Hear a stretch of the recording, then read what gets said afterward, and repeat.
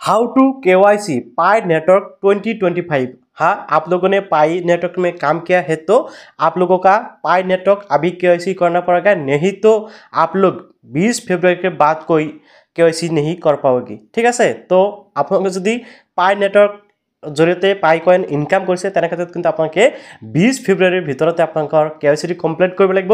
তেতিয়াহে আপোনালোকে যিসমূহ কি পাই কইন ইনকাম কৰিলে সেই কইনসমূহ আপোনাৰ ৱালেটত ট্ৰান্সফাৰ কৰি ল'ব পাৰিব।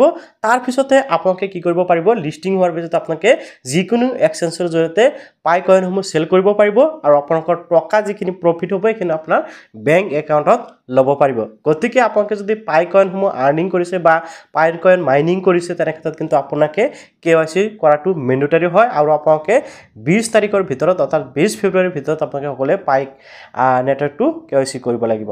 আৰু আজিৰ এই ভিডিঅ'ৰ জৰিয়তে আপোনালোকক দেখুৱাম যে আপোনালোকে কেনেকৈ পাই নেটৱৰ্কটো KYC কমপ্লিট কৰিব পাৰিব। এতিয়া চাওক ফ্ৰেণ্ডসকল, আপোনালোকে যিসকল নেকি নতুনকৈ জইনিং কৰিছে, যোৱা কিছুদিন আগতে মই এটা ভিডিঅ' বনাইছিলোঁ, তাত মই কৈছিলোঁ কিন্তু তাতে দেখুৱাই আছে যে 30 দিন পিছতহে এতিয়া আপোনালোকে পাই কইনটো KYC কৰিব পাৰিব। অৰ্থাৎ আপুনি জইনিং কৰাৰ 30 দিন পিছৰ পৰাহে পাই নেটৱৰ্ক যেটো হেতু KYC কৰিব পাৰিব। ইয়াক লৈ কোনো ধৰণৰ নতুন আপডেট অহা নাই যে পিছত আপোনালোকে KYC কৰিব পাৰিবনে নাই, এই বিষয়ে কোনো ধৰণৰ আপডেট অহা নাই। আজিৰ পৰা প্ৰায় 2-3 বছৰ মান আগতে এটা ভিডিঅ' মই বনাইছিলোঁ য'ত দেখাইছোঁ পাই কইনত কেনেকৈ জইনিং কৰিব পাৰি, আৰু তাৰ পিছতে যেতিয়া নেকি KYC আৰম্ভ হ'ল ফাৰ্ষ্ট টাইম তেতিয়া মই দেখুৱাইছিলোঁ যে কেনেকৈ KYC কৰিব পাৰি। ঠিক আছে, সো আপোনালোকে যদি KYC কৰি ৰাখিছে খুব ভাল কথা, আপোনালোকে চিন্তা কৰিবলগীয়া নাই, জাস্ট আপোনালোকে মাইনিং কৰি থাকক। আপোনালোকে কিন্তু যেতিয়া নেকি লিষ্টিং হ'ব, যিকোনো এক্সচেঞ্জত লিষ্টিং হ'ব, তেতিয়া আপোনালোকে ইজিলি উইথড্ৰ কৰিব পাৰিব। সো বেছি কথা নাপাতি এতিয়া আপোনালোকে যদি KYC কৰা নাই কেনেকৈ KYC কৰিব পাৰিব সেই বিষয়ে মই এই ভিডিঅ'টোৰ মাধ্যমে দেখুৱাম। আপোনালোকে ভিডিঅ'টো সম্পূৰ্ণ কৰি চালে আশা কৰোঁ নিশ্চয় বুজি পাব।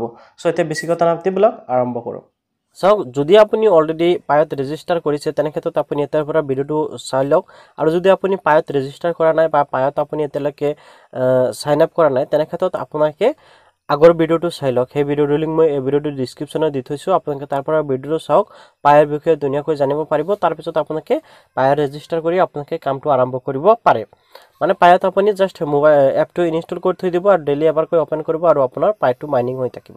তো মই এতিয়া আপোনালোকক দেখুৱাম যে আপোনালোকে কেনেকৈ পায়ত KYCটো কমপ্লিট কৰিব। যেহেতু যিসকলে কি পায়ৰ যিসকলে পাই মাইনিং কৰি আছে সেইসকলে কিন্তু ৰেজিষ্টাৰ কৰিব পাৰিব।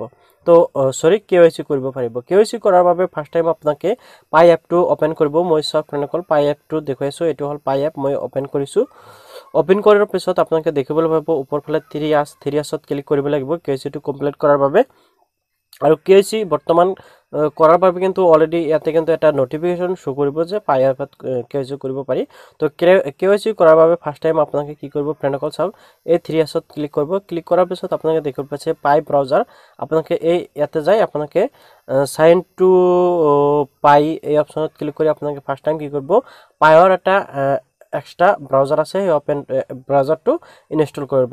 মই কিন্তু অলৰেডি ইনষ্টল কৰি ৰাখিছোঁ, আপোনালোকে ইনষ্টল কৰাৰ পিছত ওপেন কৰি ল'ব। মই অলৰেডি ইনষ্টল কৰি ৰাখিছোঁ। তাৰ পিছত কিন্তু আপোনালোকে KYCটো কমপ্লিট কৰিব লাগিব। ইয়াতে চাওক, তাৰ পিছত আপোনালোকৰ যেতিয়া নেকি পাই এপৰ যিটো পায়ৰ ব্ৰাউজাৰ সেই ব্ৰাউজাৰটো ওপেন কৰিব, ঠিক এনেকৈ আহি যাব। তো আপোনালোকে ইয়াৰ পৰা ৱালেটটো সেটিং কৰি ল'ব পাৰে, যদি নকৰে তথাপিও হ'ব। তাৰ পিছত আপোনালোকে KYC যিটো আছে আপোনালোকে দেখুন KYC পাই আপোনালোকে এই অপশনটোত কিন্তু ক্লিক কৰিব লাগিব। মই অলৰেডি KYC কমপ্লিট কৰি ৰাখিছোঁ। এতিয়া মই আপোনালোকক ষ্টেপ বাই ষ্টেপ দেখুৱাম যে কেনেকৈ আপোনালোকে পাইত KYC কৰিব। তাৰ পিছত ফ্ৰেণ্ডসকল ইয়াতে আপোনালোকৰ সন্মুখত এনেকৈ আহি যাব। ইয়াতে ফাৰ্ষ্ট টাইম ইয়াৰ পৰা সিলেক্ট কৰিব কাণ্ট্ৰি, ইয়াতে ক্লিক কৰাৰ লগে লগে আপোনালোকৰ সন্মুখত কাণ্ট্ৰি সোমাই যাব। ইয়াৰ পৰা আপোনালোকে ইণ্ডিয়াটো সিলেক্ট কৰিব। ইণ্ডিয়াটো সিলেক্ট কৰাৰ পিছত সোৰ্স ID টাইপত ক্লিক কৰিব। ইয়াতে পেন কাৰ্ড, ভোটাৰ ID, আধাৰ কাৰ্ড এনেকৈ আহি যাব। তাৰ পিছত আপোনালোকে এই সময় টিক লগাব, টিক লগাই আপোনালোকে লেটস গো অপশনত ক্লিক কৰি দিব। তো মই ইয়াতে চাওক পেন কাৰ্ড মানে লগাই দিছোঁ এণ্ড ইয়াতে টিক লগাই দিছোঁ তিনিটা অপশনত। লেটস গো অপশনত ক্লিক কৰিলোঁ। ক্লিক কৰাৰ লগে লগে এনেকৈ আপোনালোকৰ মনত আহিব, আপোনালোকে জাষ্ট নেক্সটত ক্লিক কৰিব। নেক্সটত যেতিয়া ক্লিক কৰিব একদম লাষ্টত আপোনালোকৰ সন্মুখত এনেকৈ আহি যাব পাই KYCটো। মানে ইয়াতে কিছুমান ইন্ট্ৰডাকশ্যন দিয়া আছে যে আপোনালোকে কেনেকৈ ফটো মাৰিব লাগিব, কেনেকৈ আপোনালোকে ID কাৰ্ড আপলোড কৰিব লাগিব, এই বিষয়ে ইয়াতে দিয়া আছে, আপোনালোকে ধুনীয়াকৈ বুজি পাব। তাৰপিছত স্ক্ৰল ডাউন হৈ আপোনালোকে জাষ্ট আই এম ৰেডি নাও অপশনত ক্লিক কৰিব।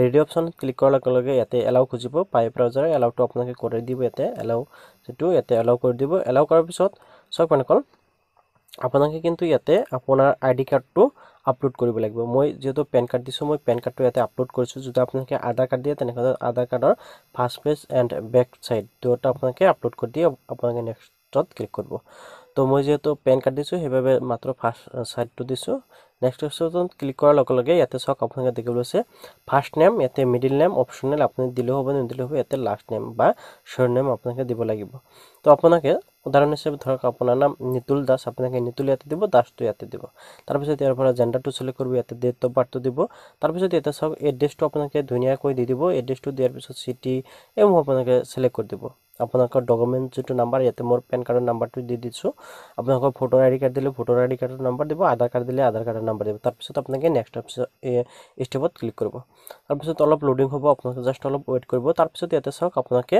ফটো কিন্তু এটা আপলোড কৰিব লাগিব তো ইয়াতে সক এনেকৈ কিছুমান এক্সাম্পল দি আছে তো আপোনালোকে আই এম ৰেডি অপচনত ক্লিক কৰি দিব তাৰ পিছত ইয়াতে সক স্টাৰ্ট ৰেকৰ্ডিং এটা অপচন আছে এতে ক্লিক কৰিব লাগিব তো এনেকৈ মই কিন্তু ৰেকৰ্ডিং কৰিছো বা এনেকৈ ৰেকৰ্ড অপচনত ক্লিক কৰিলে এনেকৈ যাব যেতে নেকি আপোনাৰ টেক ফটো অপচন আহিব আপোনালোকে টেক ফটো অপচনত ক্লিক কৰিব আপোনাৰ ফটোটো আপলোড হৈ যাব আপলোডিং ডাটা এনেকৈ আহি যাব আপোনালোকে অলপ ওয়েট কৰিব তাৰ পিছত আপোনালোকৰ সন্মুখত কিন্তু আপোনাৰ ডিটেইলছ খিনি অৰ্থাৎ আপুনি যি সময় ডিটেইলছ দিছে মই শো কৰিব তো আপোনালোকে স্ক্ৰল ডাউন হৈ আহি ভালকৈ চাব পাৰিব যদি কোনো ধৰণৰ শুধৰণি কৰিব লগা আছে আপোনালোকে শুধৰণি কৰিব পাৰিব তাৰ পিছত জাস্ট নেক্সট অপচনত ক্লিক কৰি দিলেই হ'ব নেক্সট অপচনত ক্লিক কৰাৰ লগে লগে এনেকৈ এপ্লিকেশন ৰিভিউ হ'ব তাৰ পিছত অলপ সময় ওয়েট কৰাৰ পিছত আপোনালোকৰ সন্মুখত এনেকৈ আপোনাৰ ডিটেইলছ খিনি শো কৰিব আপোনালোকে স্ক্ৰল ডাউন হৈলে চাব পাৰিব তাৰ পিছত আপোনালোকে আপোনাৰ ফটোটো চাব পাৰিব তো আপোনালোকে এতিয়া কি কৰিব সাবমিট এণ্ড পে অপচনত ক্লিক কৰিব এই যেটো পে অপচন আছে আপোনালোকে নাভাবিব যে আপোনাৰ একাউণ্টৰ পৰা টকা কাট খাব আপুনি যেমন কি পাই মানে ইনকাম কৰিছে অলৰেডি যেনেকুৱা মই আপোনালোকক দেখুৱাইছো মোৰ 401 টকা মানে সৰি 401 পাই ইনকাম হৈছে সেই তাৰ পৰা 1 পাই এটা কিন্তু মোৰ কি এই কেওয়াইসিৰ বাবে কাটি লব তো মই সাবমিট এণ্ড পে অপচনত ক্লিক কৰি দিলো তাৰ পিছত এনেকৈ আহি যাব তো এতে সাবমিট এপ্লিকেশন এটা সক আপোনাৰ কোনো ধৰণৰ হেৰি আছে নেকি এম আছে তো আপোনালোকে এই ডাটা ইজ একুৰেট বুলি আছে আপোনালোকে এই দ্বিতীয় অপচনত ক্লিক কৰিব ক্লিক কৰাৰ লগে লগে সাবমিট হৈ যাব তাৰ পিছত আপোনালোকে এনেকৈ চাব কংগ্ৰেচুলেশ্যন আই গৈছে ইউৰ এপ্লিকেশন হেজ বিন সাবমিট হৈ গৈছে তো আপোনালোকে আপোনাৰ কেওয়াইসিটো কিন্তু কমপ্লিট হৈ গল অৰ্থাৎ পায়ৰ কেওয়াইসিটো কমপ্লিট কৰা তাৰ পিছত আপোনালোকে সি ষ্টেটাস অপচনত ক্লিক কৰি ষ্টেটাসটো চেক কৰিব পাৰিব ষ্টেটাসত আপোনালোকৰ এনেকৈ আহি যাব এপ্লাইড বুলি দেখুৱাই দিছে অৰ্থাৎ মই যে কেওয়াইসিটো এপ্লাই কৰিলো হেতু এনেকৈ প্ৰগ্ৰেছ হৈ আছে আপোনালোকে চেক কৰিব পাৰিব আশা কৰিছো আপুনি নিশ্চয় বুজি পালে কেনেকৈ পায়ত আপোনালোকে কেওয়াইসি কমপ্লিট কৰিব আৰু পায়ৰ বিষয়ে আপোনালোকে যদি হবিকে জানিব বিচাৰে বা পায়ত যদি আপোনালোকে কাম কৰি ইনকাম কৰিব বিচাৰে তেনে ক্ষেত্ৰত কেনেকৈ পায়ত ৰেজিষ্টাৰ কৰিব পাৰি সম্পূৰ্ণ ফ্ৰীতে আপোনালোকে কিন্তু 1 টকাও ইয়াতে ইনভেষ্ট কৰিব নালাগে সম্পূৰ্ণ ফ্ৰীত তো কেনেকৈ আপোনালোকে পায়ত ইনকাম কৰিব সেই বিষয়ে মই যেহেতু ভিডিও বনাই ৰাখিছো আপোনালোকৰ বাবে সেই ভিডিওৰ লিংক মই এই ভিডিওৰ ডেসক্ৰিপচনত দি থম আপোনালোকে তাৰ পৰা ভিডিওটো চাই ল'ব তো সো বন্ধুসকল আশা কৰিছো আপুনি নিশ্চয় দেখা পালে যে পাই নেটৱৰ্কটো কেনেকৈ কেওয়াইসি কৰিব পাৰি এই বিষয়ে আপুনি নিশ্চয় জানিব পাৰিলে গতিকে আপোনালোকে নতুনকৈ যদি জয়েনিং কৰিছে আপোনালোকে 30 ডেজ ওয়েট কৰিব লাগিব তাৰ পিছত আপোনালোকে কেওয়াইসি কৰিব পাৰিব আৰু যদি আপুনি আগৰ পৰা মাইনিং কৰি আছিল তেনে ক্ষেত্ৰত আপোনালোকে এতিয়া এই ভিডিও চাই অতি সহজতে কেওয়াইসি কৰিব পাৰিব যদি কেওয়াইসি কৰা নাই অতি শীঘ্ৰে কেওয়াইসিটো কৰি লওক কিয়নো 20 ফেব্ৰুৱাৰী লাষ্ট ডেট বুলি কৈছে ইতিমধ্যে হয়তো ডেটটো চেঞ্জ কৰিব পাৰে যদি চেঞ্জ কৰে তেনে ক্ষেত্ৰত যিসকল নতুনকৈ জয়েনিং হৈছে সেইসকলৰ বাবে খুবেই ভাল হ'ব সো যদি আপোনালোকে পাই মাইনিং কৰি আছে তেনে ক্ষেত্ৰত নিশ্চয় কমেন্ট জনাবলৈ পাহৰি নাযাব